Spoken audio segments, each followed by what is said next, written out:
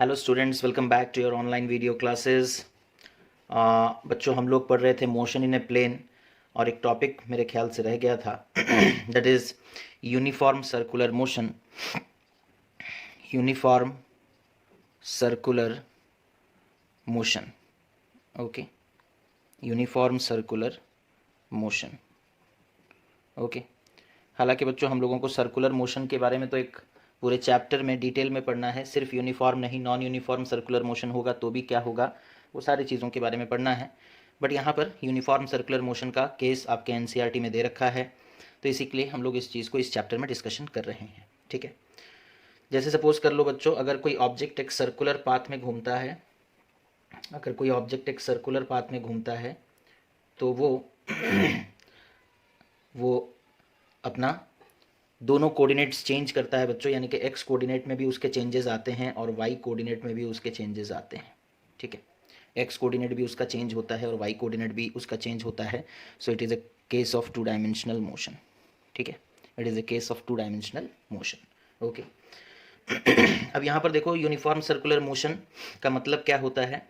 Uniform circular motion मतलब एक object move कर रहा है एक सर्कुलर पाथ में, ठीक है। एक ऑब्जेक्ट मूव कर रहा है एक सर्कुलर पाथ में, ठीक है, such that the speed is constant but the direction is changing continuously, है ना।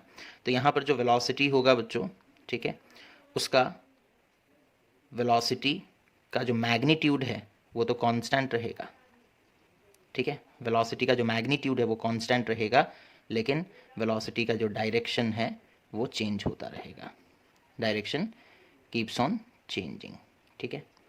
तो डायरेक्शन चेंज होगा मतलब वेलोसिटी चेंज हो जाएगा, बिकॉज वेलोसिटी तो मैग्नीट्यूड पे भी डिपेंड करता है और डायरेक्शन पे भी डिपेंड करता है। और अगर बच्चों वेलोसिटी चेंज हुआ, ठीक है, अगर वेलोसिटी क्या हो गया ना, चेंज हो गया, then there must be some acceleration, there must be some acceleration. तो ये एक्सेलरेशन किधर होगा, है ना, और उसका रिलेशन क्या होगा वेलोसिटी के साथ, इन सारी चीज़ों के बारे में बच्चों हम लोग डिस्कशन करेंगे। बट कुछ बेसिक बातें उससे पहले जान लेना ज़रूरी है। और वो बेसिक बातें क्या हैं बच्चों, सपोज कर लो एक सर्कुलर पाथ है और ऑब्जर्वर सपोज कर लो जस्ट उसके सेंटर पर है, ओके। और ऑब्जेक्ट सपोज यहाँ पर है, this position let it be A, और ये मूव करता हुआ जाता है इस पोजीशन तक, let this position be B, okay. अच्छा, ये सपोज कर लो उसका पोजीशन वेक्टर, ऑब्जेक्ट का initial position vector that is R, और ये सपोज कर लो ऑब्जेक्ट का final position vector that is R dash, okay. ये उसका initial position vector that is R vector and ये उसका final position vector that is R dash vector, है ना। तो अगर ऑब्जर्वर इस हम लोग देखेंगे तो ये वेक्टर जो है ना, दैट इज आर वेक्टर, वो एंगुलर डिस्प्लेसमेंट उसका हुआ है ना, वो कुछ एंगल टर्न कर गया है ना। यहाँ से अगर यहाँ तक अगर आप देखते हो तो एक लीनियर डिस्प्लेसमेंट हुआ है ना। और अगर इस तरीके से आप देखते हो, अगर ऑब्जर्वर यहाँ से देखेगा तो उसे ऐसे घूमना पड़ेगा इस मोशन को देखने के लिए, तो उसे कुछ एंगल टर्न करना पड़ रहा है ना। इसे हम लोग कहते हैं बच्चों, एंगल को डिनोट करते हैं विथ द सिंबल थीटा, ठीक है, with the symbol theta, okay. और मान लो यहाँ से यहाँ तक का जो लीनियर डिस्प्लेसमेंट हुआ that is S. Linear displacement को हम लोग कितना मान लिए बच्चों ना, एस। अब कुछ डेफिनेशंस वगैरह देख लो, बेसिक डेफिनेशंस, जैसे कि ये एंगुलर डिस्प्लेसमेंट थीटा होता क्या है। Angular displacement that is theta vector होता है बच्चों, okay. Angular displacement that is theta vector, ये क्या है बच्चों ना, it is defined as the it is defined as the angle turned by the radius vector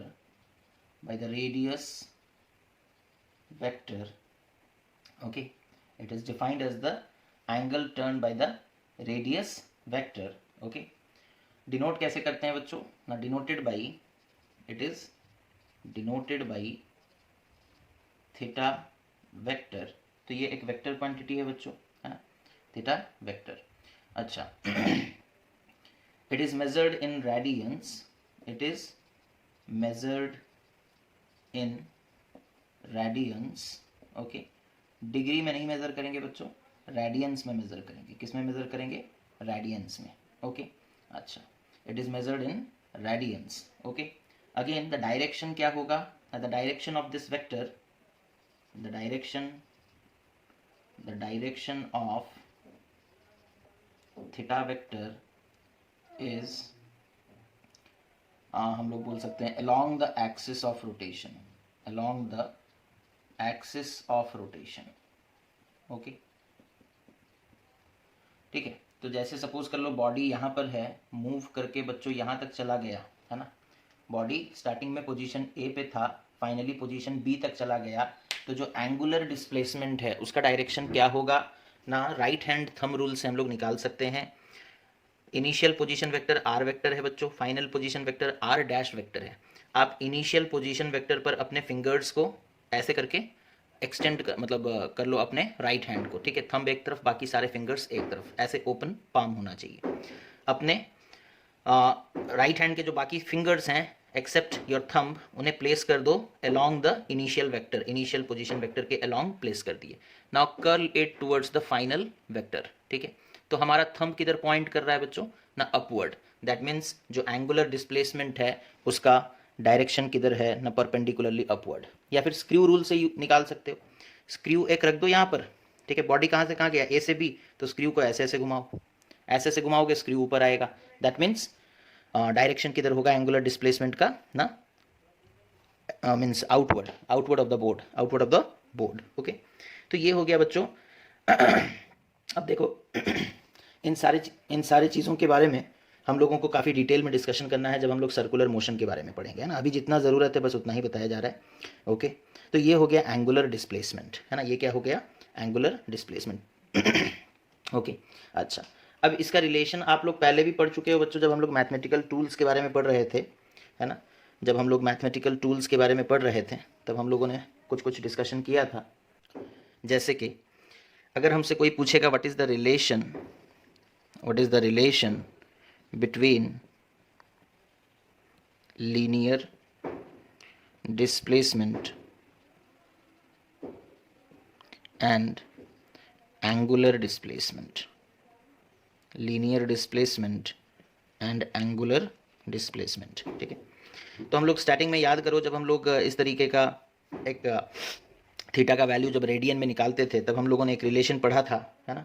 that is theta is equals to theta in radian, okay.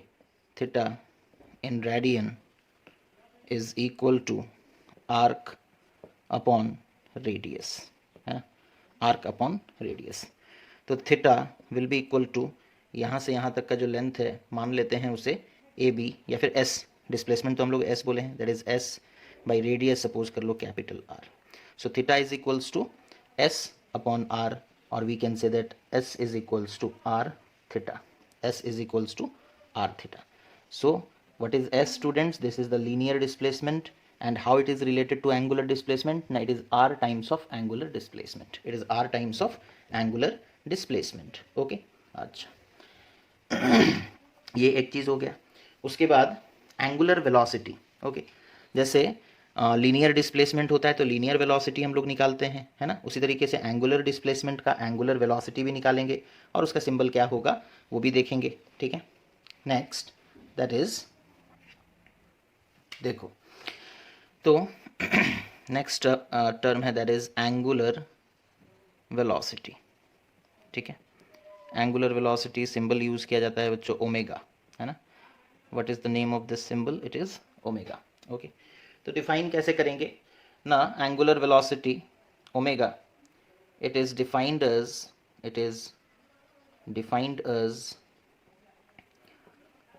the change, or we can say it is defined as the rate of change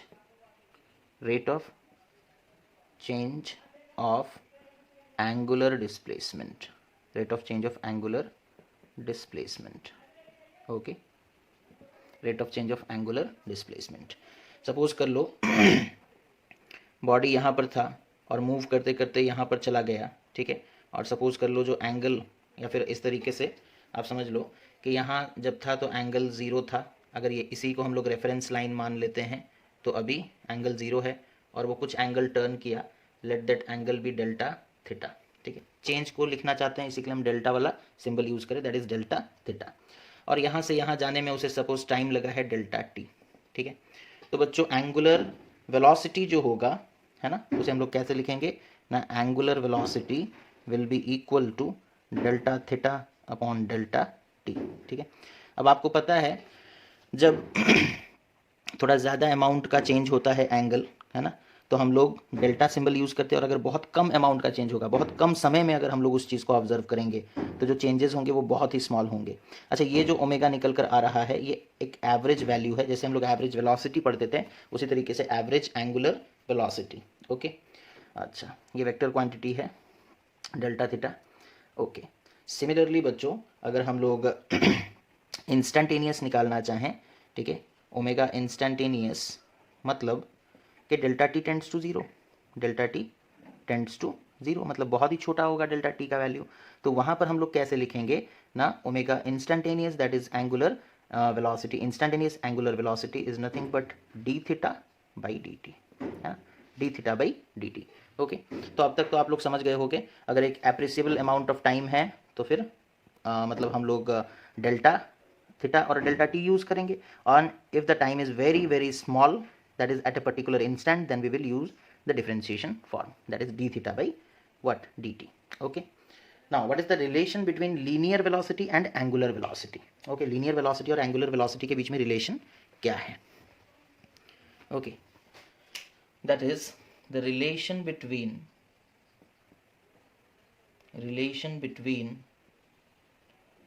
omega and b vector. ठीक है, इन दोनों के बीच में relation क्या है वो देखते हैं।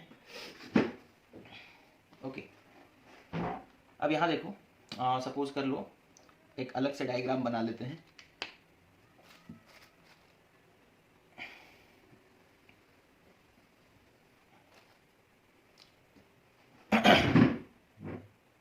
उसी डायग्राम में काम बन जाता है बच्चों। देखो, सपोज कर लो एक बॉडी है जो इनिशियली यहाँ पर है, दिस इज पॉइंट ए, और वो मूव करता करता सपोज कर लो यहाँ तक पहुँचा, let this be point B, कितना एंगल वो टर्न किया, let it be theta.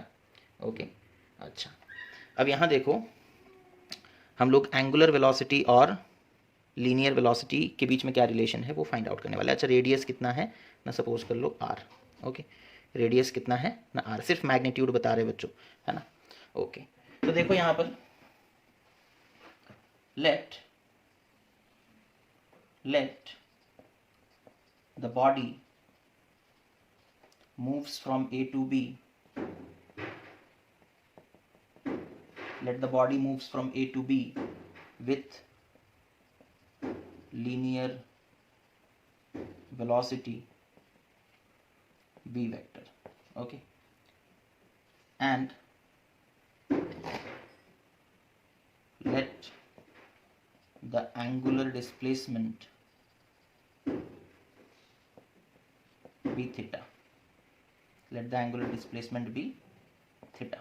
Okay, अच्छा, तो यहाँ पर देखो यहाँ से यहाँ तक का जो लीनियर डिस्प्लेसमेंट उसे हम लोग s से रिप्रेजेंट करते थे। So we know that theta is equals to s by r, और I can say s is equals to r theta.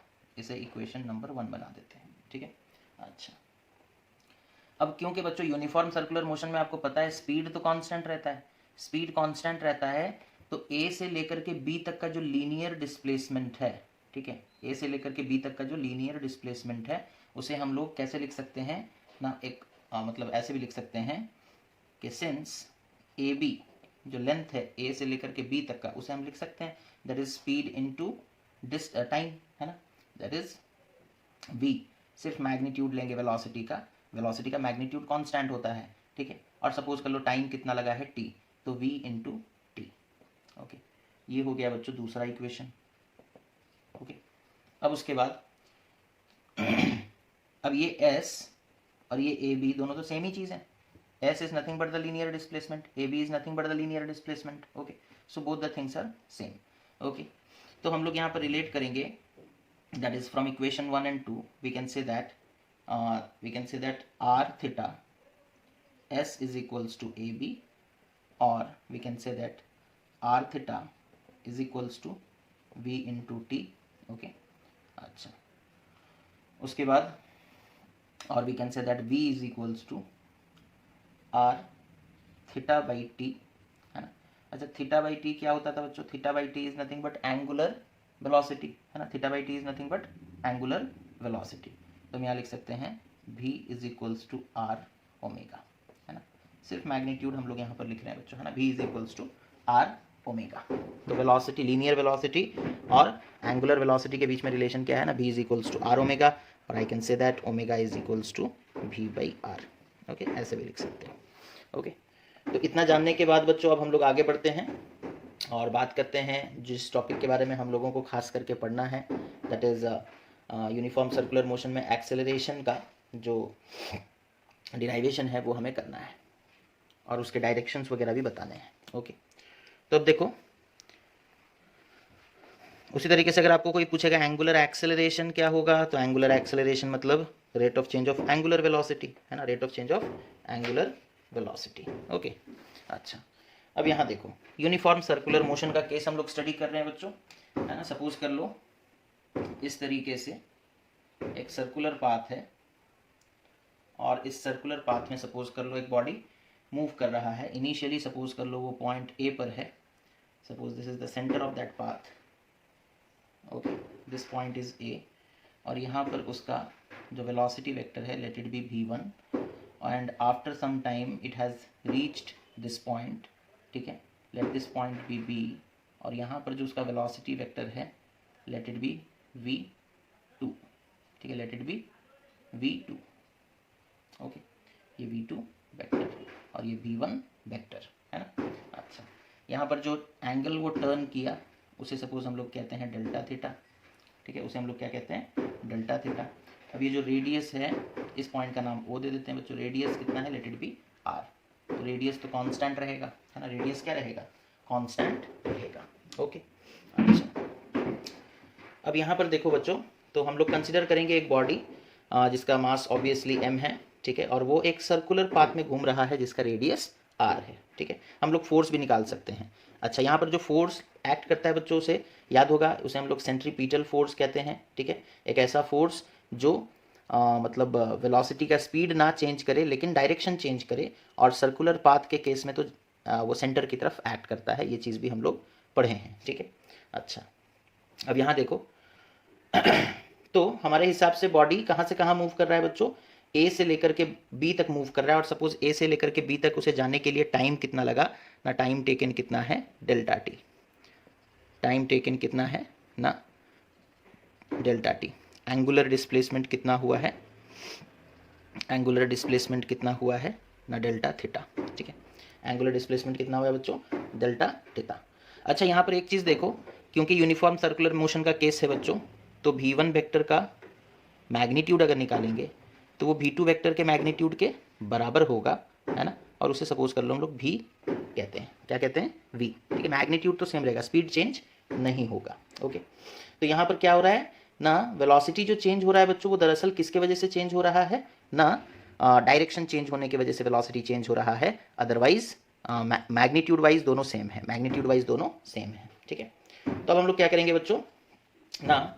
Suppose कर लो तो यहाँ पर एक एक्सेलरेशन प्रोड्यूस होगा, और वो एक्सेलरेशन किधर एक्ट करेगा ना? वो एक्सेलरेशन जो है वो सेंट्रीपिटल एक्सेलरेशन उसे हम लोग कहेंगे। अच्छा, अब यहाँ देखो, सपोज कर लो let delta theta and delta T be very small. Okay, suppose कर लो डेल्टा थीटा और डेल्टा टी जो है वो बहुत छोटा है, ठीक है। जैसे सपोज कर लो एक बड़ा सा सर्कुलर पाथ, ठीक है, ये इस तरीके का मोशन हुआ, बॉडी सपोज कर लो यहाँ से यहाँ तक गया, तो यहाँ से यहाँ तक का पाथ जो है वो लगभग एक स्ट्रेट लाइन है बच्चों, है ना। लगभग कैसा है? स्ट्रेट लाइन होता है, ठीक है। तो उसी तरीके से यहाँ पर हम लोग कह सकते हैं कि जो ए बी आर्क है, ठीक है, जो ए बी का आर्क है वो ए बी अगर एक स्ट्रेट लाइन हम मान लेंगे तो उसमें कोई प्रॉब्लम नहीं है, ठीक है। जो ए बी का आर्क है उसे अगर हम ए बी एक स्ट्रेट लाइन मान लेंगे तो कोई प्रॉब्लम नहीं है, ठीक है। अगर हमने डेल्टा टी को स्मॉल माना है तो, वेरी स्मॉल नहीं, let delta theta and delta T be small. Okay, उसके बाद देखो तो डिस्टेंस कवर्ड निकाल सकते हैं बच्चों। तो द डिस्टेंस कवर्ड कितना हो जाएगा, the distance covered can be given by the distance covered is equal to A B, okay, the distance covered that is A B is equals to velocity का magnitude that is v into delta T, v into delta T. इसे पहला equation बना लिए, इसे क्या कर लिए ना, पहला इक्वेशन बना लिए, ओके। अब यहाँ देखो हम इन वेक्टर्स को बच्चों बाहर में रिप्रेजेंट कर रहे हैं। एक पॉइंट हम ले लिए ओ डैश, ठीक है, एक पॉइंट हम ले लिए ओ डैश, ठीक है। इस वेक्टर को पैरेलली शिफ्ट करते हुए यहाँ तक लेकर के आए, ठीक है, पॉइंट ओ डैश के पास, और उसे रिप्रेजेंट कर दिए, वो कुछ इस तरीके का है। फिर इस वेक्टर को पैरेलली शिफ्ट करते हुए यहाँ पर लेकर के आए, ये वेक्टर जो है वो सपोज कर लो इस तरीके का है। दोनों का मैग्नीट्यूड सेम है बच्चों, तो लेंथ भी सेम रहेगा। ये v1 वेक्टर है और ये v2 वेक्टर है, ठीक है। अच्छा, अब अगर सपोज कर लो हम एक वेक्टर बनाते हैं इस तरीके से, सपोज यहाँ से यहाँ तक एक वेक्टर हम ज्वाइन करते हैं, ठीक है, यहाँ से यहाँ तक एक वेक्टर हम ज्वाइन करते हैं, ठीक है। तो ये देखो अब हम उसके ऊपर लगाते हैं, सपोज ये यहाँ से यहाँ तक जो वेक्टर हम ज्वाइन किए उसे हम बोलते हैं डेल्टा वी, ठीक है, उसे हम क्या बोलते हैं, डेल्टा वी वेक्टर, ओके। तो according to triangle law of vector addition, according to triangle law of vector addition, triangle law of vector addition, हमें पता है कि अगर दो वेक्टर्स सेम ऑर्डर में हो, तीसरा वेक्टर जो अपोजिट ऑर्डर में बनाया जाता है वो रिजल्टेंट कहलाता है ना। दो वेक्टर्स अगर हेड टू टेल कनेक्टेड हैं और सेम ऑर्डर में हैं तो उनके ऑपोजिट ऑर्डर में जो वेक्टर बनाया जाता है उसे हम लोग रिजल्टेंट कहते हैं। तो यहाँ पर उस हिसाब से अगर देखोगे बच्चों तो ये देखो v1 वेक्टर और delta v vector same order में है, तो यहाँ पर हम लिख सकते हैं according to triangle law that is v1 vector plus delta v vector is equal to v2 vector, or I can say delta v vector is equal to v2 vector minus v1 vector, ठीक है।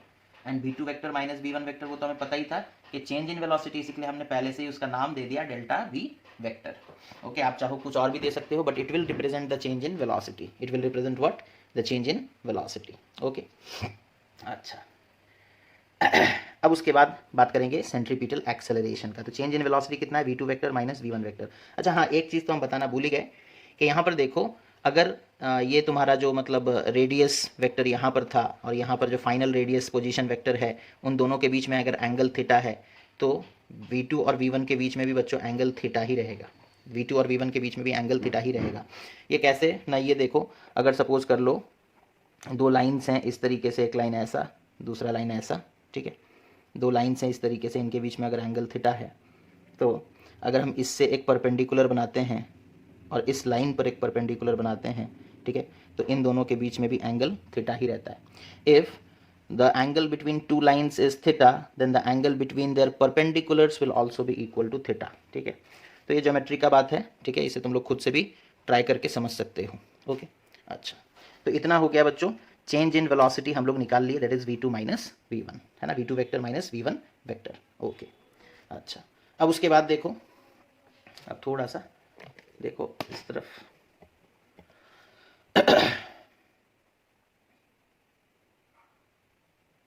Okay. अब देखो बच्चों, अब हम लिख सकते हैं कि सेंट्रीपिटल एक्सेलरेशन, नाम सेंट्रीपिटल क्यों दे रहे हैं, बिकॉज सेंटर की तरफ एक्ट करेगा, क्यों एक्ट करेगा वो भी लास्ट में डिस्कशन होगा। Centripetal acceleration is change in velocity by delta T, है ना। अच्छा, ओके। अब यहाँ देखो, अगर ये एक स्ट्रेट लाइन, हमने पहले ही बोला है कि डेल्टा थीटा का वैल्यू बहुत कम है बच्चों, तो ये जो है ये लगभग एक स्ट्रेट लाइन है, इस चीज़ को हम लोग मान करके चले हैं, ठीक है, that is our assumption, okay. अच्छा, तो ये ट्रायंगल क्या कुछ सिमिलर दिख रहा है ना। देखो इसका यहाँ से यहाँ तक का लेंथ v1, यहाँ से यहाँ तक का लेंथ v2, और हम लोगों को पता है इन दोनों वेक्टर्स का मैग्नीट्यूड सेम है, तो ये दोनों लेंथ सेम है। अब यहाँ पर देखो इनके बीच में एंगल कितना है, डेल्टा थीटा।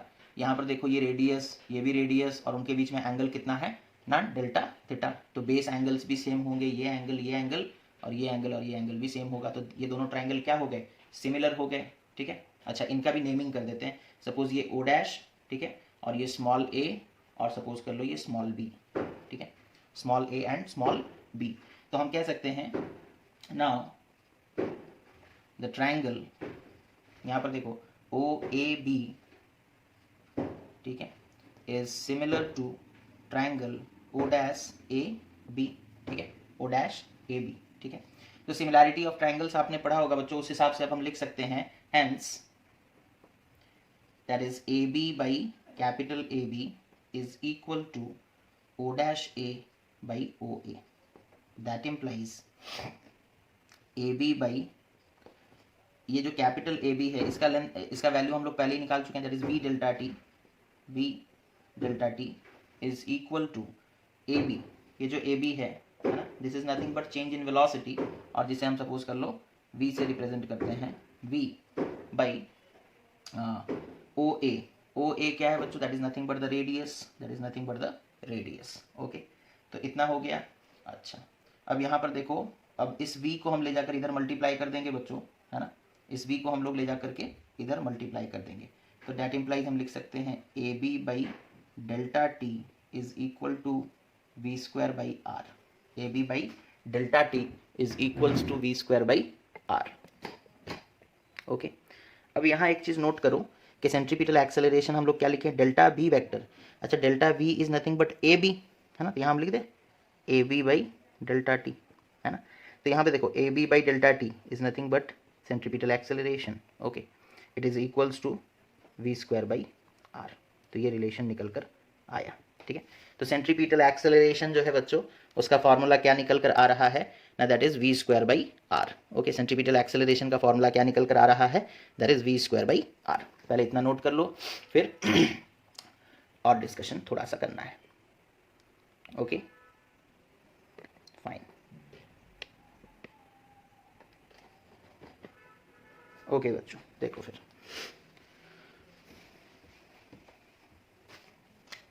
उसके बाद हम लोग एंगुलर वेलोसिटी और लीनियर वेलोसिटी के बीच में रिलेशन, तो हमारा सेंट्रीपिटल एक्सेलरेशन का फॉर्मूला क्या आया, that is we square by R, V square by are, okay. अच्छा, again we have read the relation between linear velocity and angular velocity. Linear velocity is equals to R omega, है ना, radius into omega. तो v की जगह are omega अगर put कर देंगे तो acceleration A C will be equal to R omega का square divided by R, which is equals to R square omega square divided by R. एक R से एक आर कैंसिल हो गया, तो कितना आ रहा है, ओमेगा स्क्वायर आर, ठीक है।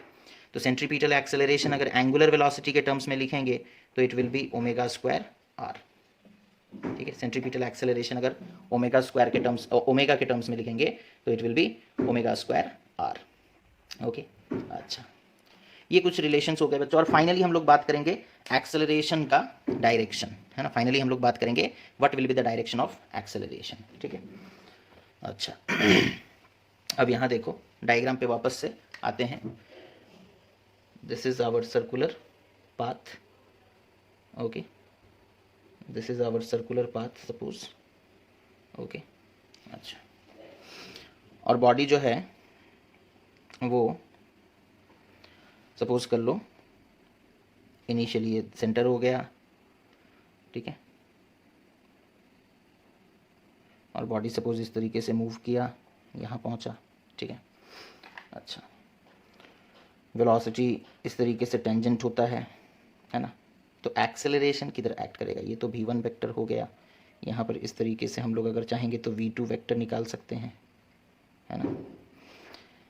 ये सेंटर हो गया, ये रेडियस, ये भी रेडियस, पोजीशन वेक्टर लिखोगे तो फिर अलग अलग लिखना पड़ेगा, हम सिर्फ स्केलर क्वांटिटीज़ यहाँ पर लिखे हैं, ठीक है, रेडियस का, ओके।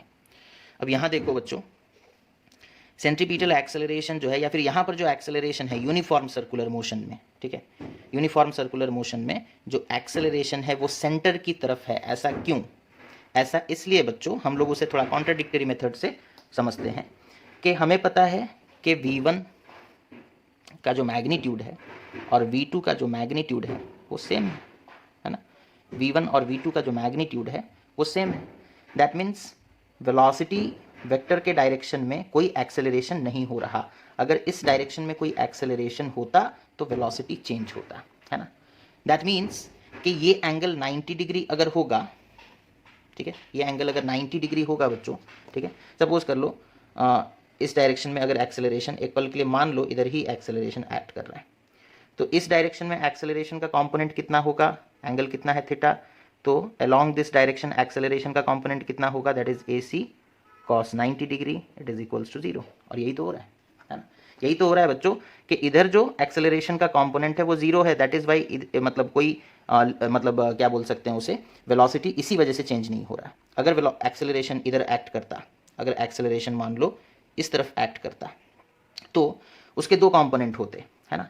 सपोज कर लो ये एंगल हो गया थीटा, ठीक है, एक्सेलरेशन मान लो कि इधर एक्ट किया, सेंटर की तरफ ना करके इधर किया, तो अब इस एक्सेलरेशन का दो कंपोनेंट होता है, इधर एक कंपोनेंट आता जिसे हम लोग कहते हैं AC cos थीटा, और इधर एक कंपोनेंट आता along the radius that is AC sin theta. अब AC sin थीटा की वजह से वो टर्न होता, AC cos थीटा की वजह से उसका वेलोसिटी चेंज हो जाता, मतलब वेलोसिटी तो ऐसे भी चेंज हो रहा है, उसका स्पीड चेंज हो जाता है ना।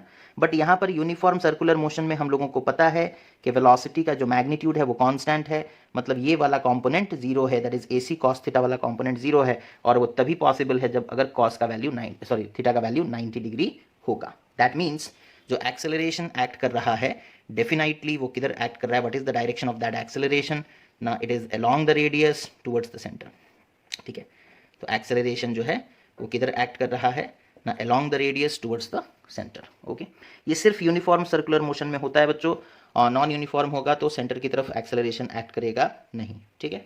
तो इस वीडियो में बच्चों इतना ही, नेक्स्ट हम लोग लॉज ऑफ मोशन स्टार्ट करेंगे, ठीक है, एंड मोस्ट प्रोबेबली कल से ही स्टार्ट हो जाएगा। तो इस वीडियो को देख लें और जो भी नए नए टर्म्स हैं उन सबको याद रखें और नोट्स बना लें। So thank you for watching, take care of yourself and have a nice day.